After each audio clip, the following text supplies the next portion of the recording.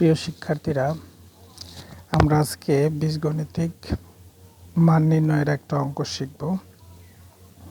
তো চলুন আমরা শুরু করি। দেয়া আছে a + b = 7 এবং ab = 12 হলে a - b = কত হবে? 4টা অপশন দেয়া আছে।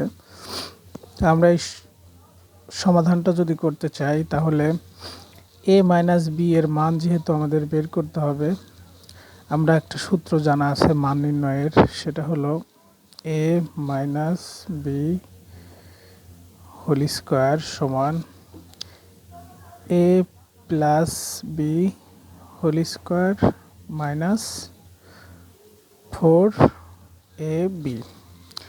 খুব সহজ, দেখেন a + b এর মান দেয়া আছে, ab এর মান দেয়া আছে। এই সূত্রটা ফেললে আমরা খুব সহজেই এই a - b এর মানটা বের করতে পারবো। এখন আমরা দেখি a + b = 7 square minus 4ab = 12 সমান স্কয়ার করলে হয় 7 × 7 = 49 মাইনাস 4 × 12 = 48 সমান 1। এখন এই 1টা আমরা পেলাম a - b হোল স্কয়ারের মান। যেহেতু আমাদের চেয়েছে a - b এর মান, হোল স্কয়ারের মান তো চাইনি, এজন্য স্কয়ারকে তোলার জন্য আমরা উভয় পাশে যদি রুট করি তাহলে এ পাশে থাকবে √1 আর এ পাশে রুট এবং স্কয়ারে উঠে যাবে। এখন 1কে রুট করলে +-1। যেহেতু আমাদের অপশনে +-1 নেই, শুধু 1 আছে, তাহলে এটাই অ্যান্সার হবে।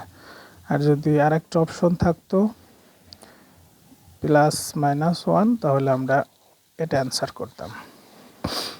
তো প্রিয় শিক্ষার্থীরা, আমরা চাইলে এই অঙ্কটি a - b এর মান কোনো সূত্র ছাড়াই অঙ্ক থেকেই বের করতে পারি। কিভাবে? আমরা বুঝি যে a + b = 7 দেয়া আছে আর a b = 12, অর্থাৎ দুইটা সংখ্যা, যে দুইটা সংখ্যাকে যোগ করলে 7 হবে, আবার গুণ করলে কি হবে? 12 হবে। এমন দুইটা সংখ্যা আমাদের নির্ণয় করতে হবে। তাহলে আমরা এমন দুটো সংখ্যা যদি নির্ণয় করতে চাই যে গুণ করলে 12 হয়, যোগ করলে 7 হয়, তাহলে আমরা যদি 12 ধরি, অর্থাৎ সেই সংখ্যা দুটো অবশ্যই 12 এর গুণনীয়ক হবে। অর্থাৎ 12 এর সঙ্গে যদি 1 গুণ করি, আমরা দেখতেছি এটা 12 গুণ করলে 12 হয়, কিন্তু যোগ করলে 13 হবে, 7 হয় না। সো এটা হবে না। তাহলে আরেকটা আমরা দেখি টেস্ট করে, 6 × 2, এটাও 12 হয় গুণ করলে, দুইটা সংখ্যা, কিন্তু যোগ করলে কি হয়? 8 হয়, 7 হচ্ছে না। আমরা আরেকটু চেষ্টা করি, 4 × 3 = 12, এটা 12 হচ্ছে, গুণফল 12, আবার যোগ করলে কি হচ্ছে? 4 আর 3 যোগ করলে 7 হচ্ছে। সুতরাং এটা মিলে গেছে আমাদের, দুটোর যোগফল 7, দুটোর গুণফল 12। সো আমরা a = 4, b = 3 পেয়ে গেছি। এই দুটা যোগ করলে 7 হচ্ছে। সুতরাং a - b এর মান আমরা যদি বের করতে চাই, এর মান 4 - 3 = 1। খুব সহজেই সূত্র ছাড়া আমরা এই অঙ্কর মধ্যে থেকেই মান নির্ণয় করতে পারি। সকলে ভালো থাকবেন, সুস্থ থাকবেন।